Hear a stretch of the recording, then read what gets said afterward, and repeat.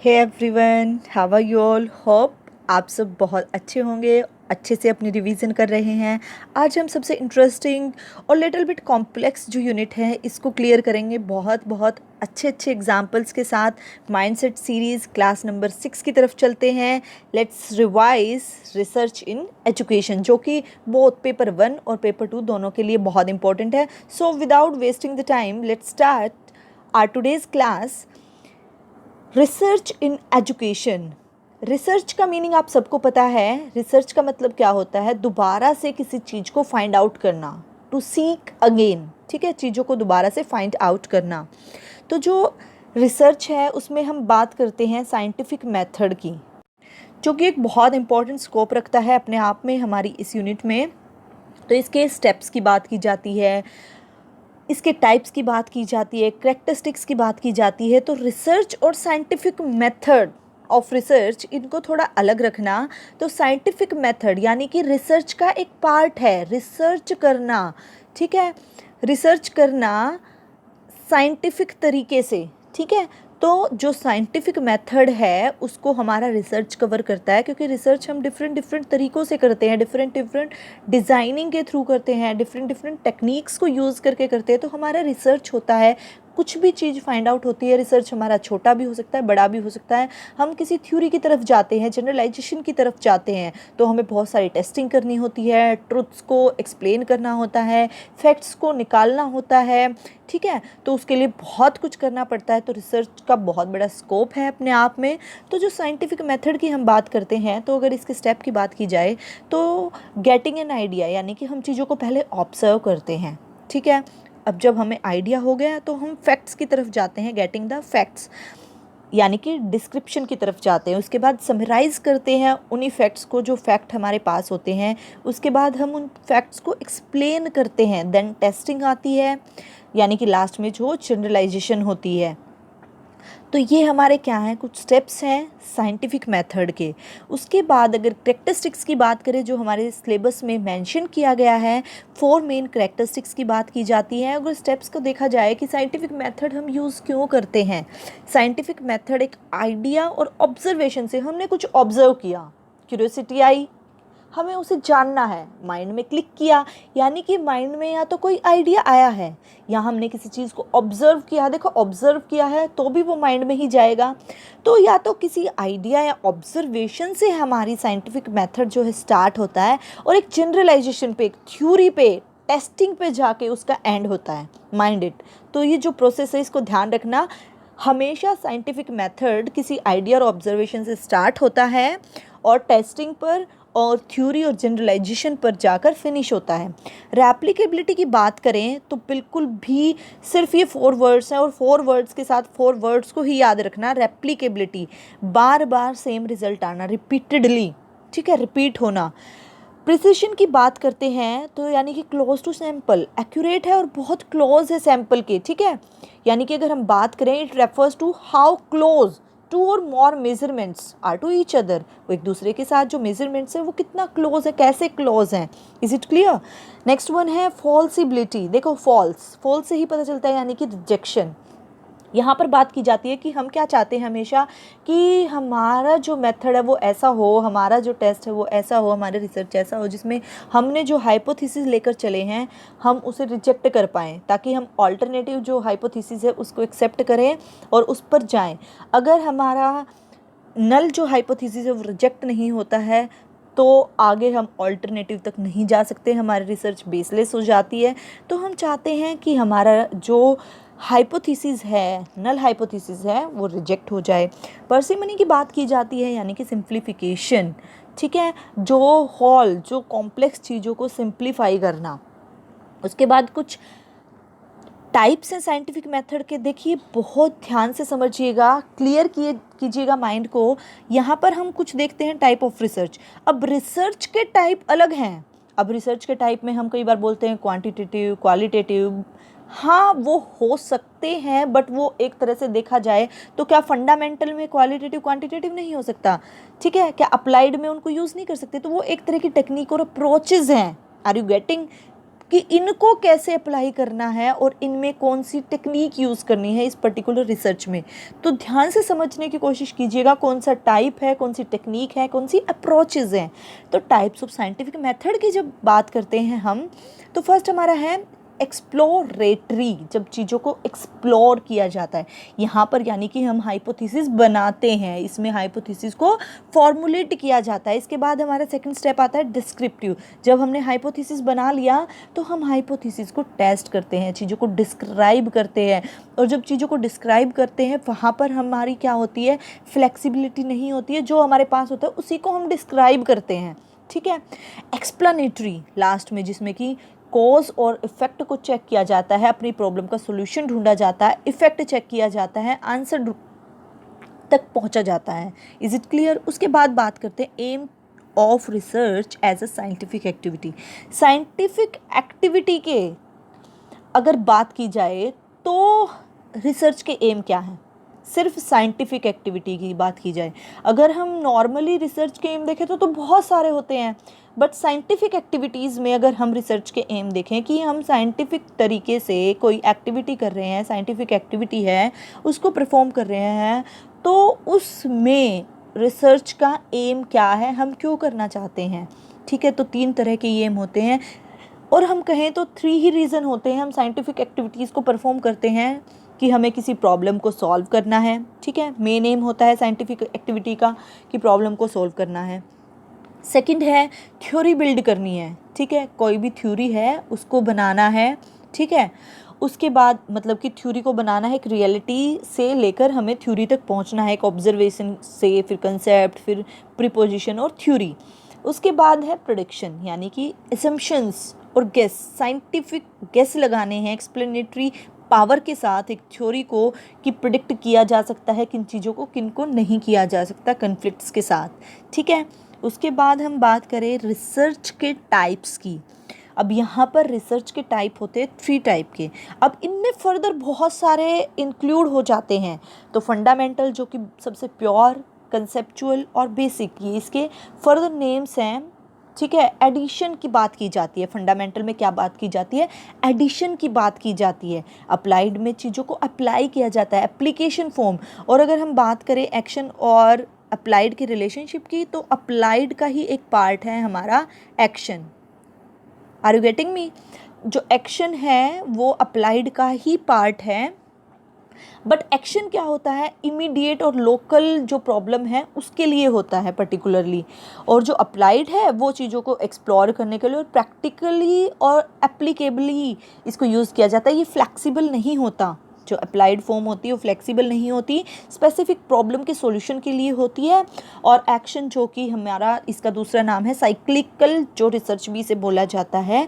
ठीक है। ये अप्लाइड भी होता है, अगर क्वेश्चन आए एप्लीकेशन बेस कुछ इस तरह का कि क्या एक्शन रिसर्च जो है वो अप्लाइड होता है, या ये अप्लाइड होता है नेचर में, इसका नेचर भी अप्लाइड होता है, क्योंकि हम चीज़ों को अप्लाई करते हैं लोकल प्रॉब्लम को सॉल्व करने के लिए वेरी इमीडिएटली। ठीक है। तो ये इसका प्रोसेस होता है, प्लान, एक्ट, डिस्क्राइब और इवैल्यूएशन। उसके बाद है अप्रोचेस, कि कौन सी अप्रोच यूज़ करें हम रिसर्च में। अब सपोज कीजिए आपने एक्शन रिसर्च को यूज़ किया है, तो उसमें आप कौन सी जो है अप्रोच लगाएंगे। तो एक्शन में हम हो सकता है क्वालिटेटिव अप्रोच लें, हो सकता है हम क्वांटिटेटिव लें। तो होप आपको समझ आया होगा कि टाइप्स में और अप्रोचेज़ में क्या डिफरेंस है। ठीक है। क्वालिटी जो हमें क्वालिटी के बारे में बताती है, असेसमेंट से जिसको जान सकते हैं हम चीज़ों को असेस करके। क्वांटिटेटिव आप सबको पता है, जो मेजरमेंट से रिलेटेड है, स्टैटिस्टिकली होती है जो। उसके बाद इसके कुछ डिज़ाइंस हैं एजुकेशनल रिसर्च के, यानी कि डिस्क्रिप्टिव, एक्सपेरिमेंटल। अब यहाँ से बहुत इंपॉर्टेंट क्वेश्चन बनता है डिस्क्रिप्टिव में। आई थिंक मैंने 2 और 3 टाइम प्रीवियस ईयर्स में देखा है कि क्वेश्चन कुछ इस तरह से पूछ लिया जाता है कि चीज़ों को कंपेयर करता है, एक डॉक्टर ऐसा करे और ऐसा करे तो वो कौन सी रिसर्च के लिए होगा, और नीचे दे दिया जाता है कि कोरिलेशनल है, कंपेरेटिव है या डिस्क्रिप्टिव है। तो देखिए बहुत ध्यान से आपको इन चीज़ों को समझना है, क्योंकि जो हमारी कोरिलेशनल है, कंपेरेटिव है, जो कैजुअल कंपेरेटिव है, सर्वे हैं, डेवलपमेंटल जितनी भी रिसर्चेज आती हैं वो हमारी डिस्क्रिप्टिव के ही अंडर आती है, वो इसी का एक पार्ट है। अगर हमें बोला जाए जैसे आपका सरनेम है, ठीक है। तो उससे आपकी पूरी फैमिली को जाना जाता है। अगर आपके सरनेम को यूज़ करते हुए कोई कुछ बोलता है तो अलग अलग तरीके से, एक हम बोलें कि ये सुनीता है, ये राम है, ये वो है, बजाय इसके ये बोल दिया जाए कि ये पर्टिकुलर फैमिली है, सरोहास की फैमिली है। ठीक है, तो ये वही बात हुई। जो डिस्क्रिप्टिव है ये उसके पार्ट्स होते हैं, तो बहुत ध्यान से समझना। रियल सेटिंग में जो भी चीज़ें सीखनी होती हैं उनका जब हम इन्वेस्टिगेशन करते हैं ना, तो वो डिस्क्रिप्टिव रिसर्च में आती है। Are you getting?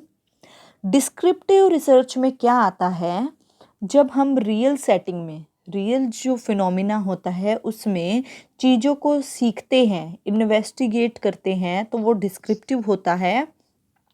और डिस्क्रिप्टिव के पार्ट होते हैं कोरिलेशनल, कंपैरेटिव, ठीक है, टी टेस्ट और अनोवा आते हैं जब चीज़ों को कंपेयर करते हैं। जब 2 ग्रुप्स होते हैं तो टी टेस्ट लगाते हैं, और मोर देन 2 होते हैं तो अनोवा लगाते हैं। ठीक है, अब यहाँ पर मैं आपको एक एग्जांपल देना चाहती हूँ जो कि आपके आगे भी काम आएगा। जो नेक्स्ट हम टॉपिक करेंगे तो यही बता देती हूँ आपको मोर क्लियरेंस के लिए। आप याद रखिए, एक टी टेस्ट है, एक जेड टेस्ट है, एक अनोवा है। अब हम करेक्टर में घुस जाते हैं, मूवीज़ देखते हैं, सीरियल देखते हैं, सालों तक नहीं भूलते। तो इसी तरह से सोचिए, ये 2 करेक्टर हैं, यानी कि ये 2 क्या हैं, टीचर्स हैं। टी से टीचर है, एक जेड टीचर है। ये 2 टीचर हैं। टीचर आपने कितनी बार सुना होगा, हमेशा ये बोलती है कि इस क्लास में आते ही तो हेडेक शुरू हो जाता है। देखो, अगर ये क्वेश्चन मैंने 3rd क्लास के बच्चे से भी पूछा होता, 10th क्लास में ये डायलॉग मार रही होती है एक टीचर कि अगर ये क्वेश्चन मैंने 3rd क्लास के बच्चे से भी पूछा होता, वो भी बिना अटके इसका जवाब दे देता। ठीक है, बहुत बार टीचर क्या करती है, ये वाला डायलॉग मारती है अपनी क्लास में, यानी कि वो क्या कर रही है, 2 क्लासों को कंपेयर कर रही है, 10th को 3rd के साथ कंपेयर कर रही है। तो जब 2 ग्रुप्स को कंपेयर करती है टीचर, ठीक है, तो एक हमारे पास टी टीचर है, एक जेड टीचर है, और अनोवा उनके प्रिंसिपल हैं। अब प्रिंसिपल को तो सभी क्लासेस को देखना होगा, सिर्फ यही 2 क्लास थोड़ी हैं, लेकिन हमारी तो फेवरेट 2 टीचर हैं, टी और जेड। ठीक है, जूली मैम है, ठीक है, और टी तो टीचर होती ही हैं। तो ये 2 टीचर तो हमारी फेवरेट है, जो कि 2 चीज़ों को कंपेयर करती हैं। तो जहाँ भी 2 ग्रुप्स की बात आए, अब अनोवा, अब प्रिंसिपल को क्या करना है, सिर्फ इन 2 क्लासेस को नहीं देखना है, उन्हें 3rd भी देखनी है, 4th भी, 5th भी, 6th भी, 7th भी, 8th भी। तो अनोवा हमेशा जहाँ पर मोर देन 2 वेरिएबल्स की बात होती है, उनको कंपेयर करना होता है, तो अनोवा टेस्ट लगाया जाता है। उसके बाद कैजुअल कंपेरेटिव किया जाता है, सर्वे है, डेवलपमेंटल है जिसमें लॉन्गिट्यूडनल और क्रॉस सेक्शनल आता है। उसके बाद हम बात करें एक्सपेरिमेंटल की, जहाँ पर एक्सपेरिमेंटल आ गया तो 2 चीज़ें हमेशा याद रखना, कंट्रोल एंड मैनिपुलेशन। ये दोनों चीज़ें हमेशा एक्सपेरिमेंटल के साथ चलती हैं। कंट्रोल एंड मैनिपुलेशन, बस इन 2 बातों को याद रखना, और इन्हीं को ध्यान में रखते हुए प्री जो एक्सपेरिमेंटल होता है, यानी एक्सपेरिमेंटल से जो पहले, ठीक है, जो किया जाता है, टेस्टिंग की जाती है, लेकिन वहाँ पर वो एक्सपेरिमेंट स्टार्ट थोड़ी हुआ है, तो ना तो हमारा उन पर कंट्रोल होता है उन चीज़ों पर, ना हम उन चीज़ों को मैनिपुलेट कर सकते हैं। ठीक है, तो दोनों ही वहाँ पर एब्सेंट होते हैं। क्वाजी एक्सपेरिमेंट में क्या होगा, या तो जो कंट्रोल है, यानी कि इनमें से क्वाजी हाफ, या तो कंट्रोल होगा या मैनिपुलेशन होगा। एक बार में एक ही कंडीशन को अप्लाई किया जा सकता है प्रॉपरली, गेटिंग। उसके बाद ट्रू एक्सपेरिमेंट में क्या होता है, अब कोई क्रैम करने वाली बात नहीं है, सिर्फ अंडरस्टैंडिंग वाली बात है, पोस्ट यानी कि बाद में, यानी कि देखिए सीधी सी बात है, जो कंट्रोल ग्रुप होता है उसको तो हम छेड़ते ही नहीं है कभी, उसको हम उस पर ट्रीट नहीं करते क्योंकि वो कंट्रोल्ड ग्रुप है, उस पर ट्रीटमेंट मैनिपुलेशन नहीं होती। मैनिपुलेट किसको किया जाता है, हमारे एक्सपेरिमेंटल ग्रुप को। तो ई ग्रुप को क्या किया जाता है, ट्रीट किया जाता है, और उसको डायरेक्टली पोस्ट टेस्टिंग और इसकी फिर ट्रीटमेंट के बाद जो पोस्ट टेस्टिंग है उन चीज़ों को कंपेयर किया जाता है। पोस्ट टेस्ट है तो बाद में ट्रीटमेंट के बाद दोनों की पोस्ट टेस्टिंग को क्या किया जाता है, कंपेयर किया जाता है। प्री टेस्ट में उन दोनों का प्री टेस्ट भी लगाया जाता है, बट ट्रीटमेंट सिर्फ कहाँ होगी, सिर्फ यहाँ होंगी ट्रीटमेंट हमारे एक्सपेरिमेंटल में। उसके बाद हमारा आता है सोलमैन यानी कि 4 ग्रुप्स। यहाँ पर ईसी और ईसी यानी कि पोस्ट वाला भी लगाया जाता है और प्री वाला भी, जो हमने ऊपर किए हैं, पोस्ट वाला भी और प्री वाला भी, दोनों ही यूज़ किए जाते हैं। 4 ग्रुप्स में बात की जाती है। नेक्स्ट है हमारा historical. What happened in past, mind it. Historical की जब हम बात करते हैं it's related to our past. But देखिए बहुत सारे बच्चे कंफ्यूज हो जाते हैं कि हिस्टोरिकल भी वही बात है, और जब हम बात करें किसकी, एक्स पोस्ट फैक्टो।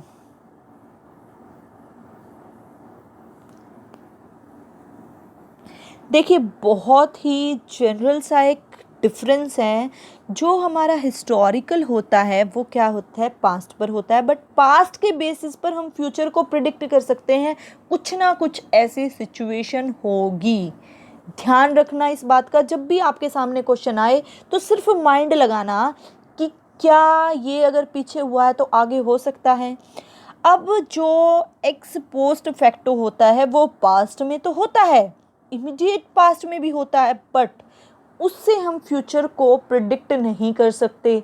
आप किसी भी अब क्वेश्चन में एक्स पोस्ट फैक्टो देखो और हिस्टोरिकल देखो ना, दोनों ही अगर ऑप्शन में है तो प्लीज़ क्वेश्चन को पढ़ के सिर्फ इतना सोचना, क्या इस क्वेश्चन के थ्रू हम फ्यूचर को प्रिडिक्ट कर सकते हैं। अगर नहीं कर सकते हैं तो वो सिर्फ एक्स पोस्ट फैक्टो में आएगा। जैसे किसी का एक्सीडेंट हुआ है उसी जगह पे, तो हम नहीं कह सकते कि दोबारा से वही होगा। अगर हिस्ट्री बताए हमें, होप आप अब कभी भी एक्स पोस्ट फैक्टो और हिस्टोरिकल में कंफ्यूज नहीं होंगे। नेक्स्ट चलते हैं वेरिएबल्स। हम जब भी बात करते हैं वेरिएबल्स की, यानी कि एवरीथिंग और एनीथिंग दैट कैन चेंज, जो चेंज हो सकता है, जो वेरी करता है, कोई भी वो चीज़ जो वेरी करे या कहे कि जो चेंज हो सकती है, दैट इज़ वेरिएबल। ठीक है, वो एट्रीब्यूट जिसे हम मेज़र भी कर सकते हैं और जो चेंजेबल है। ठीक है, अब अगर यहाँ पर हम बात करें कंसेप्ट की, तो कंसेप्ट क्या होता है, स्कीमाज होते हैं, एब्स्ट्रक्शन होती है, हमारे माइंड की ब्लॉकिंग्स होती है, थिंकिंग होती है। अब कंस्ट्रक्शन होती है फिट टुगेदर, यानी कि चीज़ों को बिल्ड करना, फ्रेम करना with the help of concept, यानी कि कंसेप्ट से का हायर ऑर्डर, कंसेप्ट्स को यूज़ करते हुए चीज़ों को कंस्ट्रक्ट करना, फ्रेम करना, बिल्ड करना, that is known as constructs. उसके बाद बात करें इंडिपेंडेंट की, यहाँ मैंने पहले कुछ और एग्जाम्पल लिखा था, फिर मैंने इरेज करके दूसरा लिखा, ध्यान से समझिएगा, कभी भी कंफ्यूज नहीं होंगे टाइप्स में। इंडिपेंडेंट, डिपेंडेंट और एक्सट्रानोस और कंफाउंडिंग। अब जब इंडिपेंडेंट की बात करें हम, तो एक बार अपने आप को यहाँ पर रख कर देखिए। आपने बहुत बार देखा होगा जो भाई बहन होते हैं उनकी बहुत सारी बातें चलती हैं कि मैं मम्मी को ये नहीं बताऊंगी, तू मम्मी को ये मत बताना, ठीक है, और हम मिलके ये करेंगे, मम्मी को ये बताएंगे, ठीक है।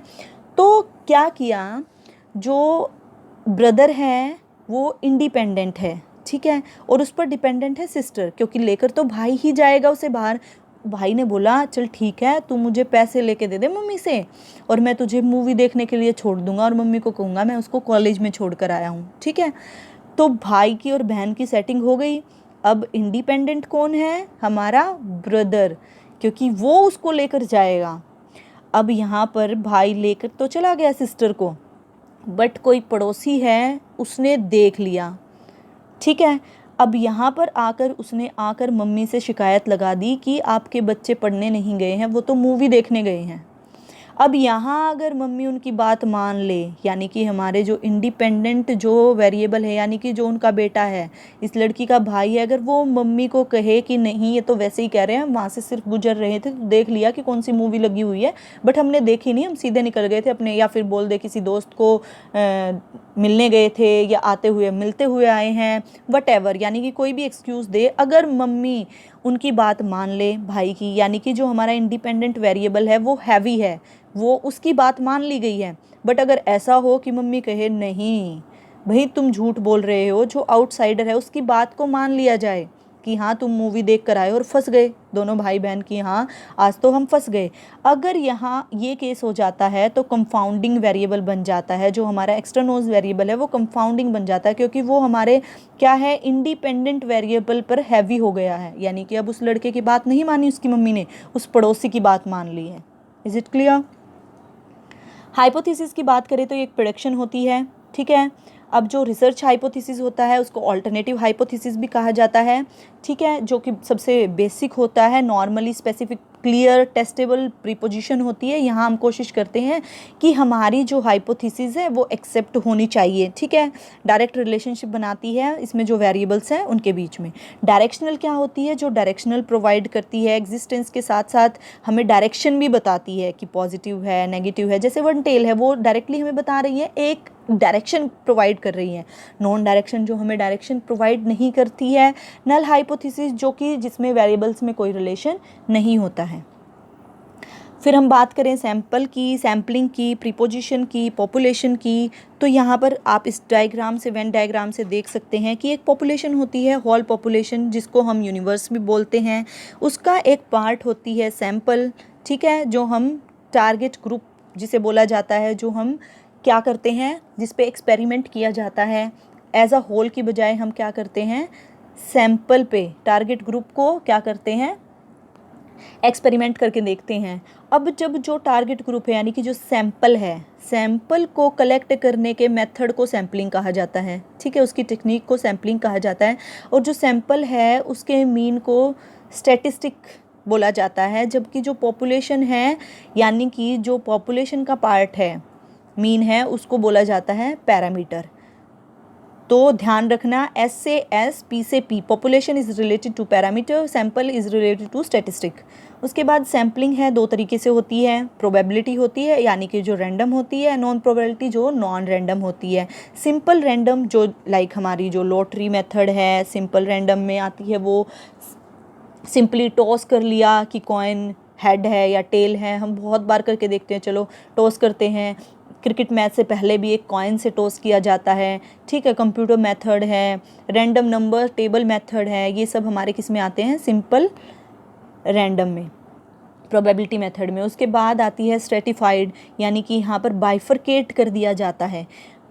उसके बाद सिस्टमेटिक, यहाँ पर क्या किया जाता है, एक नंबर को सिस्टम से उठाया जाता है। सपोज करो आपने 2 को उठा लिया, ये सिखाया भी जाता है छोटे बच्चों को, 2 4 स्किप वाली चीज़ें, 6, फिर उसके बाद है तो 8, ठीक है। उसके बाद क्या करते हैं, सिर्फ एक नंबर को, लेकिन जो हमने पहला नंबर उठाया वो क्या किया है, रैंडमली उठाया है। आप अगर 3 उठाते हैं, ठीक है, अब 2 2 का डिफरेंस देना है तो आपको ऐसे ही लेना पड़ेगा।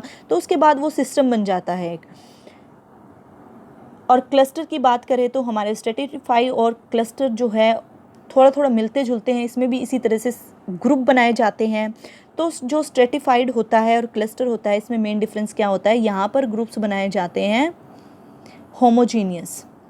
जैसे कि सपोज करो यहाँ पर हमारे 100 बच्चे हैं, या 100 की पॉपुलेशन की अगर हम बात करें, तो इसमें से अगर हमने रैंडमली पहले 50 उठा लिए या आगे से 50 उठा लिए पीछे से, वो तो हो गया सिंपल रैंडम में हमारा। स्ट्रेटिफाइड में क्या करेंगे, सिस्टमेटिक में क्या होगा, हमने उठाया सेकंड बंदा, उसके बाद उठाएंगे 4th, उसके बाद 5th, ठीक है, 6th। तो इस तरह से ये हो गया सिस्टमेटिक। अब बात करते हैं हम स्ट्रेटाफाइड की और क्लस्टर की। देखिए इन 100 में से 20 हमने लड़कियों को, 20 लड़कों को, ठीक है, 20 बच्चों को, 20 बूढ़ों को, उन बूढ़ों में से भी 20 जो हैं लेडीज़ को, 20 जेंट्स को अलग अलग किया, ठीक है।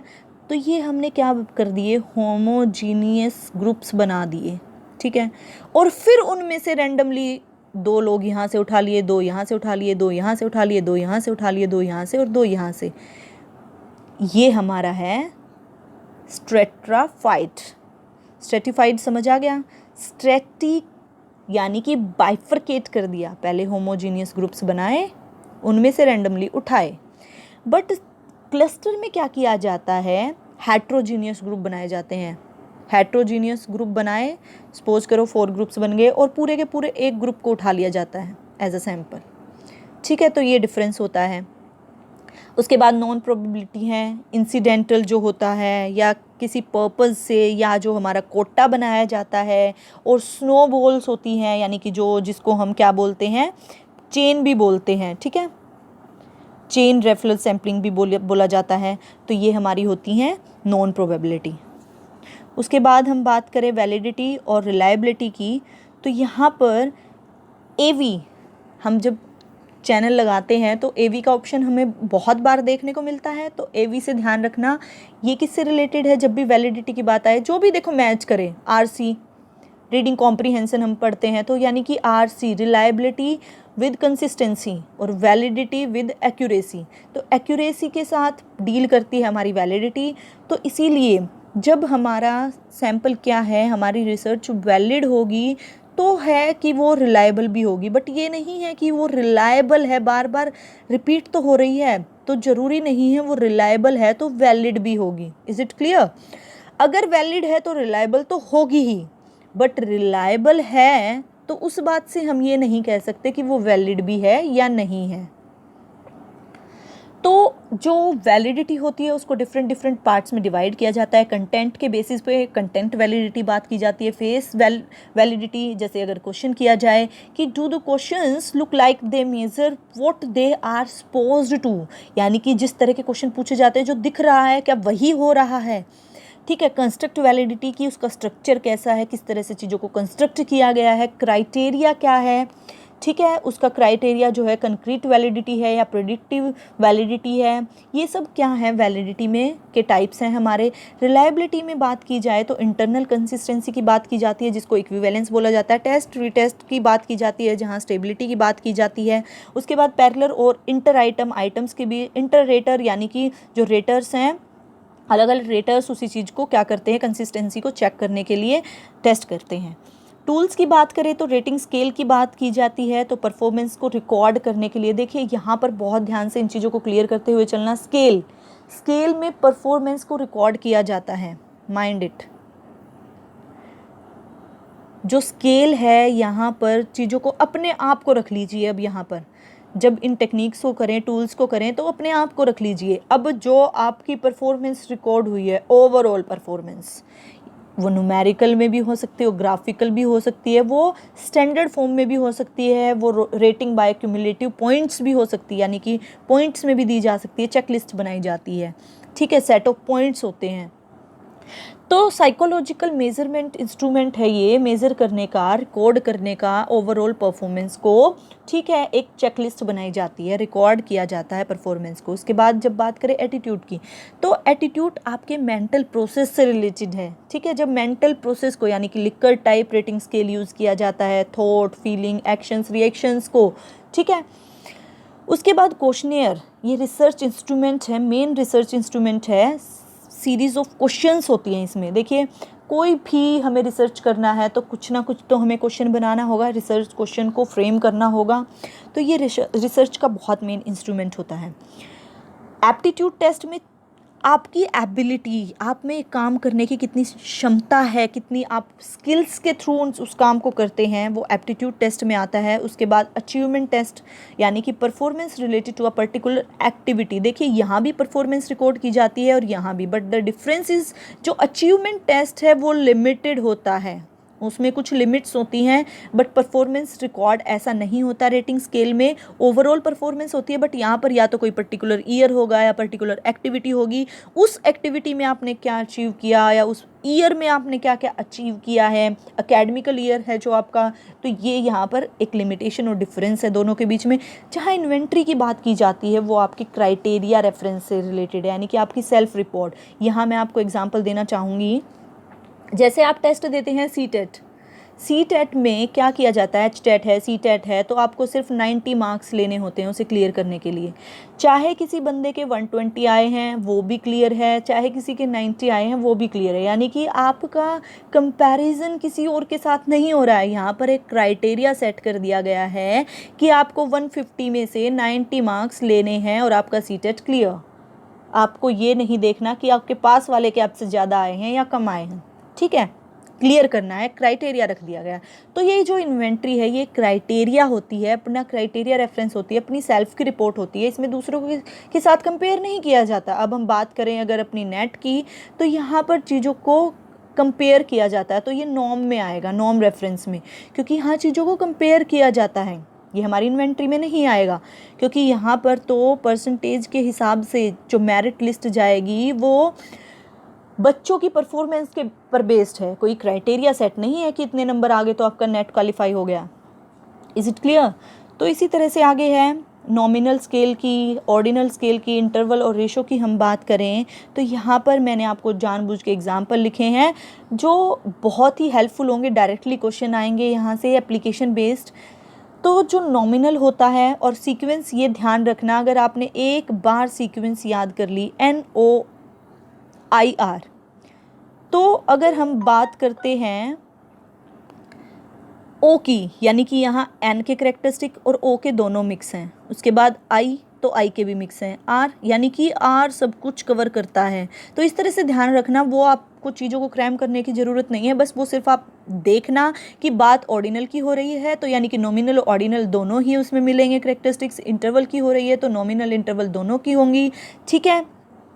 उसके बाद यहाँ देखिए डिजीज़ के जो सिम्टम्स हैं, यानी कि मिल्ड है, मॉडरेट है, सीवियर है बहुत ज़्यादा, तो जहाँ भी ऐसी कोई कंडीशन बताई जाए किसी इंसान की या किसी का नाम बताया जाए, ठीक है, या स्कूल्स के टाइप्स के बारे में बात की जाए, यानी कि comprehensive, vocational, private, college preparation etcetera, behaviour pattern की बात की जाए, यानी कि एक्सट्रोवर्ट है, इंट्रोवर्ट है या एम्बीवर्ट है, कहीं भी नेशनलिटी की बात आए कि ये बंदा वहाँ से आया है, ये इंडियन है, अमेरिकन है, अफ्रीकन है, यूरोपियन है एट्सेट्रा, तो हमारा नॉमिनल स्केल पे आएगा वो।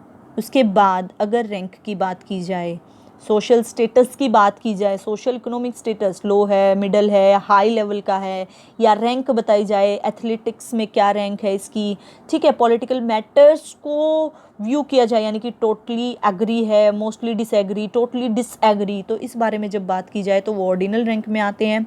उसके बाद इंटरवल में अचीवमेंट टेस्ट आता है, IQ टेस्ट, थर्मोमीटर, यानी कि जो कि पर्टिकुलर होते हैं बिल्कुल, जिसको हम चेंज नहीं कर सकते। अब थर्मोमीटर पॉइंट्स में नहीं बताएगा, अचीवमेंट टेस्ट ये नहीं बताएगा कि अचीवमेंट इतनी सी हो गई है, वो अचीवमेंट हुई है या नहीं हुई है, वो क्लियर होगा बिल्कुल। उसके बाद रेशो में क्या आ जाएगा, रेशो में पॉइंट्स में भी इंक्लूड हो जाएगा, जैसे हमारी जो ड्राइविंग स्पीड है, वेट है, टाइम भाई कुछ मिनट, कुछ सेकंड, कुछ आवर्स, बिल्कुल सब कुछ इंक्लूड हो जाता है। तो ये हमारा था नॉमिनल, ऑर्डिनल और इंटरवल रेशो। अब अगर यहाँ बात की जाए क्वालिटेटिव डाटा एनालिसिस और क्वांटिटेटिव डाटा एनालिसिस हमारे सिलेबस में है, तो क्वांटिटी से रिलेटेड जो क्वांटिटी वाले डाटा को एनालाइज करे, और क्वालिटेटिव, देखो क्वालिटी वाला डाटा होता है एनालाइज, उसे भी करना पड़ता है क्योंकि हम चीज़ों को एनालाइज करना बहुत ज़रूरी है रिसर्च में। तो जैसे ऑडियो रिकॉर्डिंग होती है, वीडियो रिकॉर्डिंग, स्ट्रक्चर्ड, अनस्ट्रक्चर्ड, ये सारा क्वालिटीज़ में आता है। क्वांटिटीज़ को हम जैसे सेंट्रल टेंडेंसी है, मीन जो एवरेज होता है, मीडियन जो मिडल स्कोर बताता है, मोड जो मैक्सिमम रिपीटेड जो नंबर हैं हमारे, तो टाइप 1 एरर यानी कि आर राइट था, रिजेक्ट कर दिया, जिसको डिनोट किया जाता है अल्फा से, सिग्निफिकेंस लेवल होता है। टाइप 2 एरर कौन सा होता है, FA, यानी कि फॉल्स था बट एक्सेप्ट कर लिया, ठीक है। तो इसमें पैरामेट्रिक टेस्ट आते हैं और नॉन पैरामेट्रिक हमारे किस में आते हैं, क्वालिटेटिव में आते हैं। इसका डिफरेंस माइंड में क्लियर हो जाए इसलिए सब चीज़ें एक साथ यही लिख दी हैं मैंने, पैरामेट्रिक भी और नॉन पैरामेट्रिक भी। तो यहाँ पर ये टेस्ट लगाए जाते हैं अगर हमें क्वांटिटी डाटा एनालाइज करना है, तो पैरामेट्रिक यानी कि T test, F test, Z test मैं आपको पहले ही बता चुकी हूँ। T टेस्ट, Z टेस्ट यानी कि दो टीचर्स हैं, यानी कि दो वेरिएबल को, दो क्लासेस को कंपेयर करती हैं, बट अनोवा यानी कि जो प्रिंसिपल हैं वो स्कूल में जितनी भी क्लासेस है सबको कंपेयर करते हैं।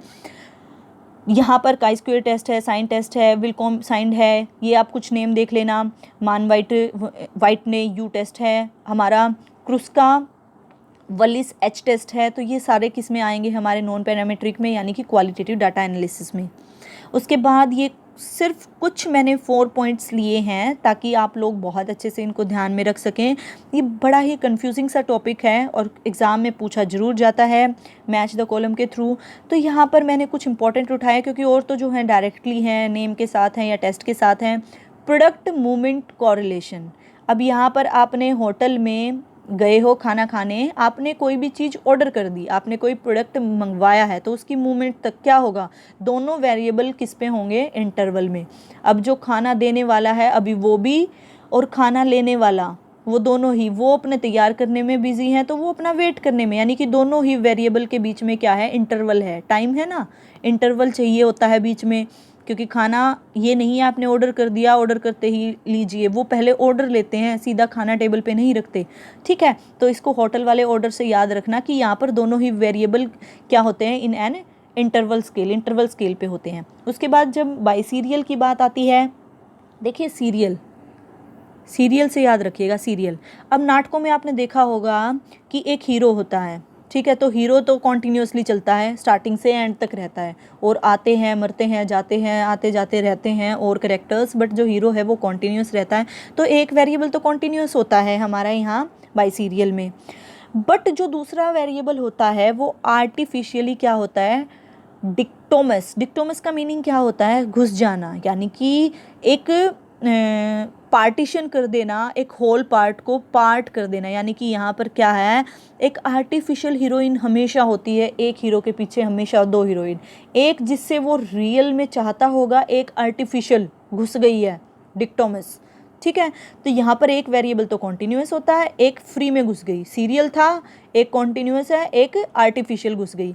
अब जहाँ पॉइंट की बात आ जाए, इसी में सीरियल में अगर पॉइंट की बात आ जाए तो हम बात करते हैं कि सीरियल में भी पॉइंट है भाई, नोट करने वाला, क्योंकि यहाँ पर जो हमारा घुसने वाला वेरिएबल है वो सच्चा है।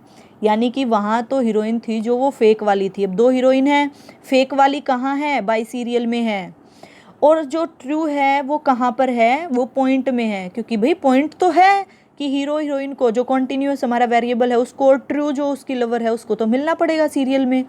तो ये पॉइंट की बात है, तो पॉइंट बाय सीरियल में तो ट्रू वाली डिक्टोमस आएगा, और कॉन्टिन्यूस यानी हीरो तो दोनों में रहेगा, दोनों सीरियल में रहेगा, बट पॉइंट की बात आएगी तो ट्रू आएगा वहाँ। अब टेट्रा, ठीक है, टेट्रा में क्या होता है, जैसे जबरदस्ती, फोर्स्ड, एक ट्रैक्टर को खेत में घुसा दिया जबरदस्ती, यानी कि यहाँ कोई भी वेरिएबल अपनी मर्जी से नहीं है, कोई भी वेरिएबल कॉन्टिन्यूस नहीं है, यहाँ फोर्स्ड डिक्टोमस हैं, जबरदस्ती ही घुसे हैं। या पर यहाँ आप बात कर सकते हैं कि दोनों ही वेरिएबल फोर्स्ड हैं और दोनों ही क्या है, फोर्सडली डायक्टोमस हैं। अब यहाँ पर कुछ बात की जाती है क्वालिटेटिव की, इसमें बहुत सारे हमारे स्टडी और ethnography, narrative, grounded theory, case study बहुत सारे हैं जो आप बहुत दिनों से बार बार रिवाइज करते आ रहे हैं, बट ये मैं आपको दिखाना चाहती थी लास्ट में। एथनोग्राफी जो कि कॉन्टेक्स्ट और कल्चर पर फोकस करती है। अब जब कल्चर पर फोकस करती है तो ऑब्वियसली इसके सैम्पल साइज़ की हम बात नहीं कर सकते, ठीक है। डाटा किस तरह से कलेक्ट किया जाता है, ऑब्जर्वेशन और इंटरव्यू के थ्रू। अब नरेटिव की जहाँ बात करते हैं तो इंडिविजुअल एक्सपीरियंस और सीक्वेंस पर बेस्ड होती है, और इसमें 1 से 2 सैम्पल साइज लिया जाता है। स्टोरीज़ होती हैं, क्योंकि इंडिविजुअल की या डॉक्यूमेंट्स की, तो ये कुछ स्टोरीज़ होती हैं।